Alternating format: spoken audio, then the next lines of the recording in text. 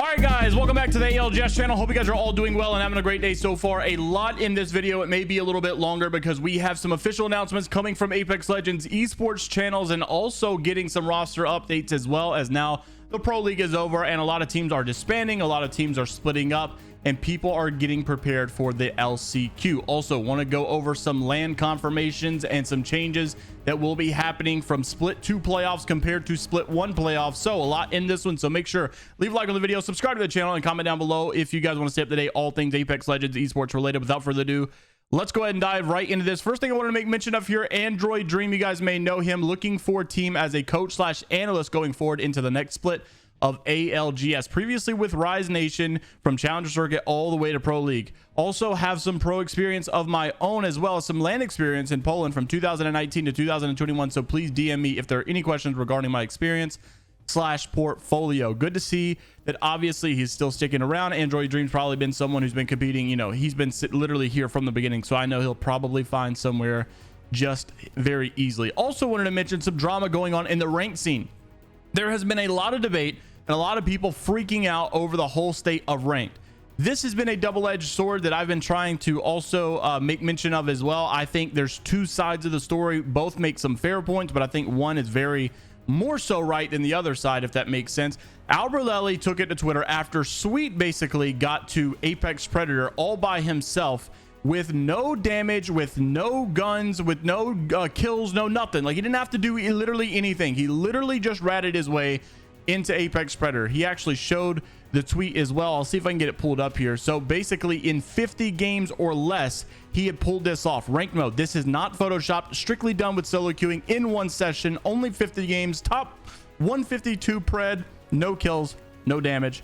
Horrible. Definitely a big issue here. There was actually a lot of devs trying to go on here like, oh, well, you know, he got a lot of bonuses because of his MMR, bullcrap this, bullcrap that. You could actually see some of these bonuses as well are literally pretty much nothing. Like, the bonuses almost are non-existent, and you know, they keep changing their story trying to justify. It's pretty sad that nobody wants to talk about how broken this rank system is. Now, I do want to say, from my point of view, you know, I also think that, you know, content creators like Otter make some fair points as well, that it's not necessarily all the rank system's fault. It's also a people problem. People are not playing their normal selves, and that's why it's not going according to plan. Like, of course, if you had everyone to agree to play like you normally would, you know, play like you're in a pro match, whatever, then yes, of course, it probably would make a little bit more sense. But because people know that there's a workaround this, there definitely are some issues. Overall, I still think regardless, even if you do play normally, the entry fees are definitely a big problem as well. So Alberlelli starts it off by saying, please keep telling me that Sweet is only able to do it because of his previous rank,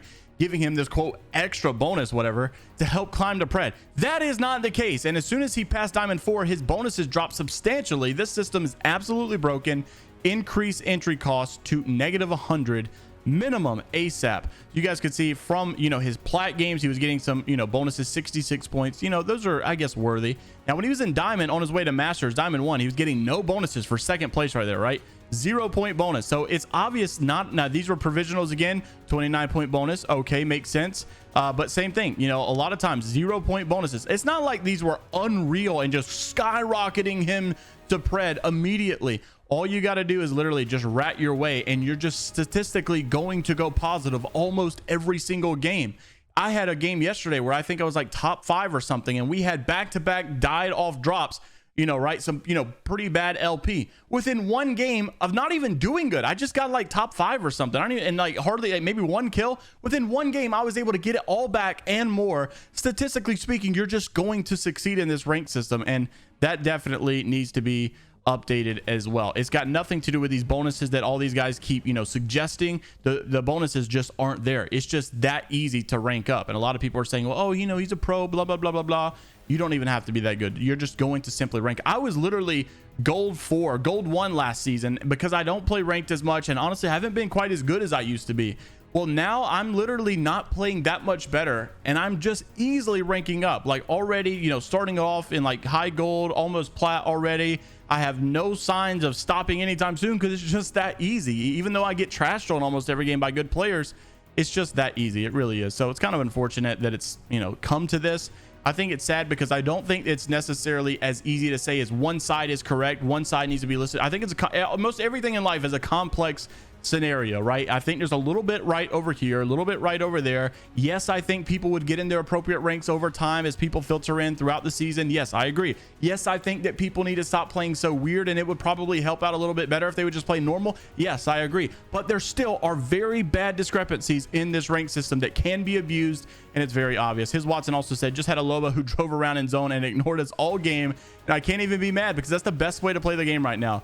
He did 12 damage and got plus 200 LP, ratting the top 2 after we died. Pretty sad stuff. Furia will be landing Lightning Rod also as we approach London. We have some more drop landing spots that we need to talk about because obviously we have some updates to this whole system as well. So Furia is calling out their landing spots here, Lightning Rod and Climatizer for all groups in London. So they're not changing anything. They're not, going to, become accustomed to anybody. They're not going to back down to anybody. They are calling it now. That is where they're going to be landing. Also, Vexed has also launched their landing spots. They're going to be landing Siphon and Launchpad for every group in London. Once again, I like that they're going every group style because now people are not going to change because, oh my gosh, TSM is here or whatever. So if Vexed get put in, a similar game with TSM, obviously Siphon has been a pretty common spot for TSM. We'll see what the shakeups are actually. And also wanted to mention, coming from the Apex esports scene themselves, they did make an announcement that the ALGS Split 2 playoff tickets are on sale May 15th. It's going to be at the Copper Box Arena again. However, something that is a little bit better about this that we can, be a little bit more excited about is that Cudnoid actually reported regarding this LAN and said that Split 2 playoffs will still take place at the same spot. However, all teams now will be playing on main stage. You guys remember that last time they had this whole like B stream kind of thing, and the B stream, was like across the street. It wasn't even the same building. It was super hot in there, and they didn't get no coverage. Some teams didn't even get to play on the main stage like at all before they were eliminated or something. It was absolutely horrible for a lot of these people, and I felt bad for them as well. Well, all of that's changing. They said they heard a lot of the feedback. The fan experience also will be improved with meet and greets, giveaways, and much more. They gives the full details as well. But I think the biggest thing is that all teams finally are going to be on the main stage now. That's really good to see, and I'm excited that all of those are going that way as well. A couple of teams that we're going to look at here is going to be from the APAC South. You've got Moist, Onyx, and some of these teams that we've already seen. The BLVK, I can't remember how to pronounce it. They were at the last lane, I'm pretty sure, and they were doing great as well. Dreamfire as well. MDY White also coming from the South America scene. You've got some people you were expecting to see here, right? Leave No Witness.